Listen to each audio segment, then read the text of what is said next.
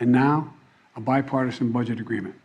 This is vital because it's essential to the progress we've made over the last few years is keeping full faith and credit of the United States of America and passing a budget that continues to grow our economy and reflects our values as a nation.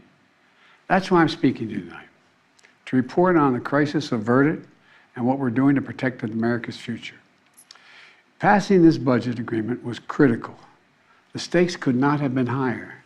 If we had failed to reach an agreement on the budget, there were extreme voices threatening to take America for the first time in our 247-year history into default on our national debt. Nothing would have been more irresponsible. Nothing would have been more catastrophic. Our economy would have been thrown into recession.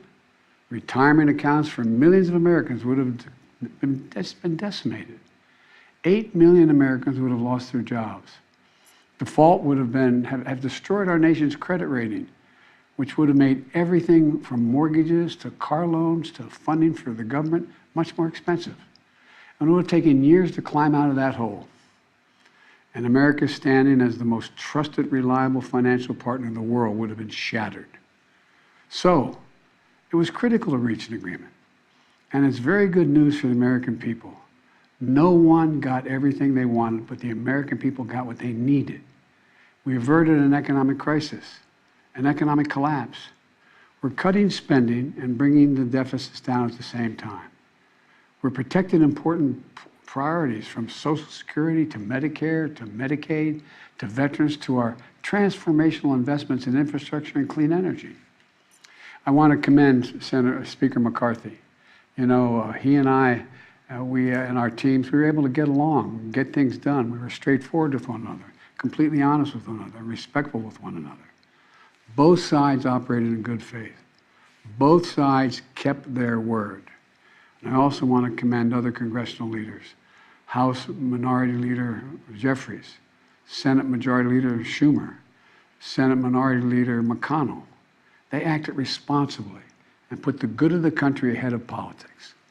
The final vote in both chambers was overwhelming, far more bipartisan than anyone thought was possible.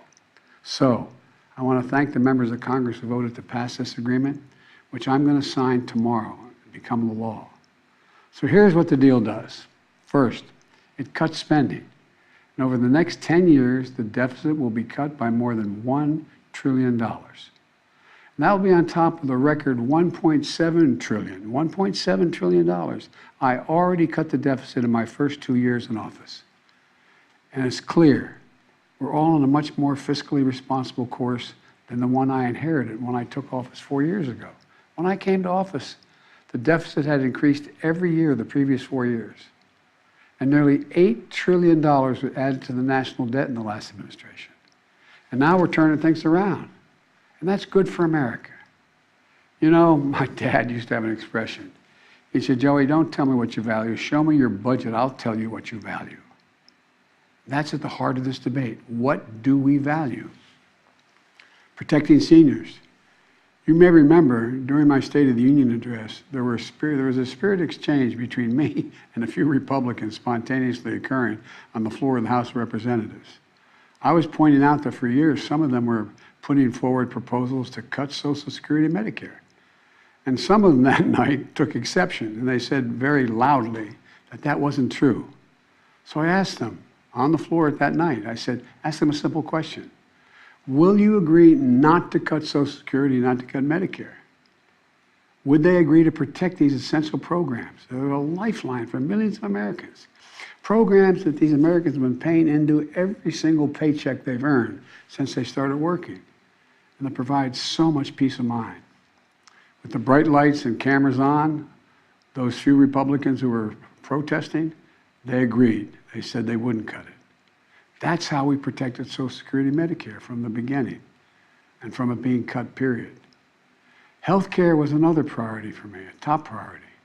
I made it clear from the outset, I would not agree to any cuts in Medicaid, another essential lifeline for millions of Americans, including children in poverty, the elderly in nursing homes, and Americans living with disabilities. The original House Republican proposal would have cut health care for up to 21 million Americans on Medicaid. And I said no. And Medicare was protected. And so were millions of people most in need.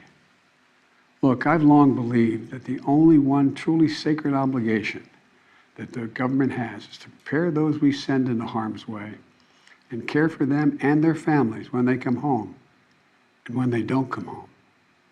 That's why my last budget provided VA hospitals with additional funding for more doctors, nurses, and equipment to accommodate the needs of veterans and more appointments. The House Republican plan would have meant 30 fewer million VA healthcare visits for our veterans. But we didn't let that happen. In addition, this bill fully funds the Bipartisan PACT Act, the most significant law in decades for veterans exposed to toxic burn pits and for their families. It expands access to those veterans and their families to health care and to disability benefits. Look, we're investing in America and our people and in our future. We've created over 13 million new jobs, nearly 800,000 manufacturing jobs. Where is it written that America can't lead the world again in manufacturing? Unemployment is at 3.7%. More Americans are working today than ever in the history of this country. And inflation has dropped 10 straight months in a row. In this debate, I refuse to put what was responsible for all this economic progress on the chopping block. This bipartisan agreement protects the law that will help us build the best infrastructure in the world. It fully protects the CHIPS and Science Act, which is going to bring key parts of our supply chain to America, so we don't have to rely on others, like semiconductors, those tiny computer chips smaller than the tip of your finger that affect nearly everything we rely on, from cell phones to building automobiles to the most sophisticated weapon systems and so much more. We protected another law that I passed and signed last year that finally beat Big Pharma, which I've been trying to do for over 30 years. It finally gives Medicare the power to negotiate lower drug prices, just like the VA has been able to do for veterans. This law has already dramatically cut the cost of insulin for seniors, from as much as $400 a month to just $35 a month for insulin. Negotiating lower drug prices not only saves seniors a lot of money, it saves the country a lot of money. $160 billion that's not having to be paid out because drug prices are more rational. We pay the highest drug prices of any industrial nation in the world, and it's just the beginning. You know, we also protected the most significant breakthrough ever in dealing with the existential threat of climate change. Today, new wind and solar power is cheaper than fossil fuel. Since I've been in office, clean energy and advanced manufacturing have brought in $470 billion in private investments. It's going to create thousands of jobs, good-paying jobs, all across this country, and help the environment at the same time. Remember, at the beginning of this debate, some of my Republican colleagues were determined to gut the clean energy investments. I said no. We kept them all. And there's so much more to do. We're going to do even more to reduce the deficit. We need to control spending if we're going to do that. But we also have to raise revenue and go after tax cheats and make sure everybody's paying their fair share. No one, I promise, no one making less than $400,000 a year will pay a penny more in federal taxes. But like most of you at home, I know the federal tax system isn't fair. That's why I kept my commitment, again, that no one earning less than $400,000 a year will pay a penny more in federal taxes. That's why last year I secured more funding more IRS funding to go after wealthy tax cheats. The nonpartisan Congressional Budget Office, and it is nonpartisan, says that this bill will bring in $150 billion, and other outside experts expect that it would save as much as $400 billion because it's forcing people to pay their fair share. Republicans may not like it, but I'm going to make sure the wealthy pay their fair share. I'm also proposed closing over a dozen special interest tax loopholes for big oil, crypto traders, hedge fund billionaires, saving taxpayers billions of dollars. Republicans defended every single one of these special interest loopholes, every single one. but I'm going to be coming back. And with your help, I'm going to win.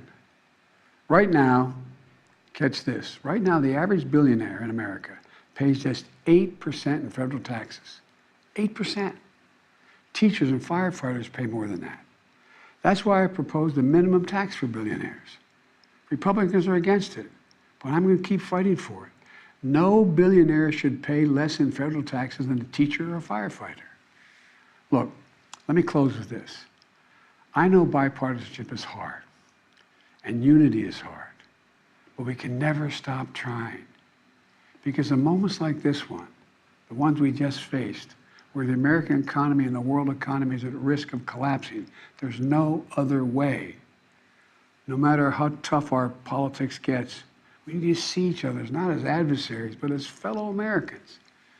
Treat each other with dignity and respect. To join forces as Americans to stop shouting, lower the temperature, and work together to pursue progress, secure prosperity, and keep the promise of America for everybody. As I've said in my inaugural address, without unity, there is no peace, only bitterness and fury. And we can never become that country. I can honestly say to you tonight that I've never been more optimistic about America's future. We just need to remember who we are. We are the United States of America. And there's nothing we can't do when we do it together. So thank you all for listening, taking the time tonight to listen to me. May God bless you all, and may God protect our troops. Thank you.